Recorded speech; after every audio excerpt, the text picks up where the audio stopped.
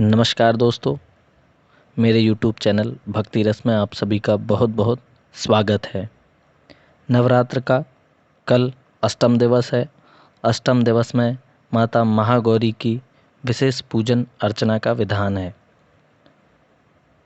आज मैं आपको कल महागौरी की पूजन की कथा, मंत्र एवं पूजन विधि का वर्णन करूँगा। माता महागौरी आपके सभी मनोरथ पूर्ण करें। आप इस मंत्र का 108 बार पूर्ण भक्ति भाव से मंत्र का जप करें।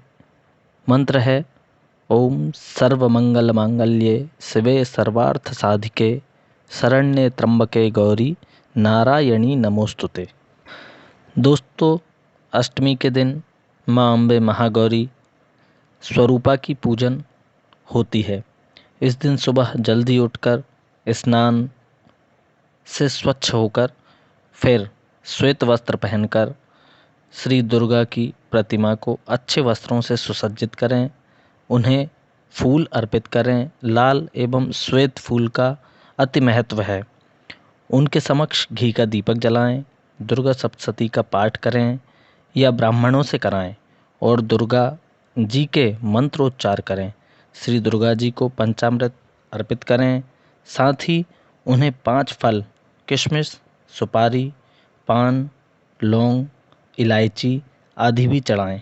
प्रसाद स्वरूप माँ को मिष्ठान अर्पित करें। इस दिन नारियल का भोग लगाना भी शुभ होता है। नारियल को भोग लगाने से तात्पर्य यह है कि माता जी को भेंट करें अथवा फोड़कर नारियल की चिटक चढ़ावें। इस दिन व्रत का पारायण तक माता नवरात्र को अपने घर में विराजमान करते हैं, वो लोग अष्टमी के दिन अपने व्रत का पारायण करते हैं और फिर व्रत पारायण के पश्चात कन्याओं का पूजन करें। घर में 9 कन्याओं को हलवा पूरी प्रसाद भोग में अर्पण करें और उनको भोजन कराने के पश्चात उनके चरण छुएं, आशीर्वाद लें। दोस्तों, अष्टमी पूजन के पश्चात व्रत कथा का वर्णन कर रहा हूँ। भक्तिपूर्वक सुने एवं दूसरों को भी सुनाएं।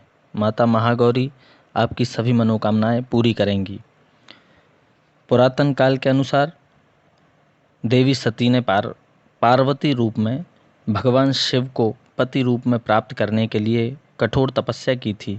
एक बार भगवान भोलेनाथ ने पार्वती जी को देखकर कुछ कह दिया, जिससे देवी का मन आहत हो गया और पार्वती जी तपस्या में लीन हो गईं। इस प्रकार वर्षों तक कठोर तपस्या करने के बाद जब माता पार्वती नहीं आई तो उनको खोजते हुए भगवान शिव उनके पास पहुँचे। वहाँ पहुंचकर माँ पार्वती को देखकर भगवान शिव आश्चर्यचकित रह गए। पार्वती जी का रंग अत्यंत ओझ मतलब काला पूर्ण था।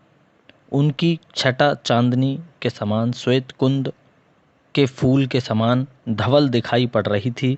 उनके वस्त्र और आभूषण से प्रसन्न होकर भगवान शिव ने देवी उमा को गौर वर्ण का वरदान दिया। दूसरी कथा के अनुसार भगवान शिव को पति रूप में पाने के लिए देवी ने कठोर तपस्या की थी, जिससे उनका शरीर काला पड़ गया था।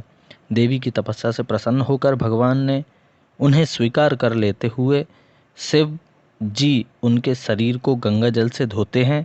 तब देवी अत्यंत गौर वर्ण की हो जाती हैं और तभी से उनका नाम गौरी पड़ा था। महागौरी रूप में देवी करुणामयी, स्नेहमय, शांत और मृदंग दिखती हैं। देवी के इस रूप की प्रार्थना करते हुए देव और ऋषिगण कहते हैं, सर्वमंगल मांगल्ये शिवे सर्वार्थ साधिके शरण्ये त्र्यंबके गौरी नारायणी नमोस्तुते। साथ ही दोस्तों, एक कथा यह भी प्रचलित है कि एक सिंह काफ़ी भूखा था।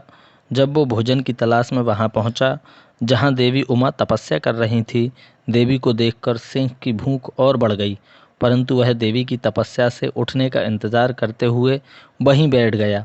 इस इंतज़ार में वह काफ़ी कमज़ोर हो गया।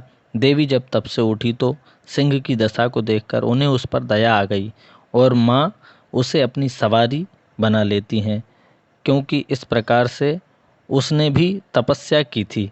इसलिए देवी गौरी का वाहन बैल भी है और सिंह भी है। जय माता दी। कन्या पूजन पश्चात माता के सामने हाथ जोड़कर अपनी मनोकामना को प्रकट करते हुए मंत्र का जाप करें। श्वेत ब्रसे समारूढ़ा श्वेतांबर धरा शुचि।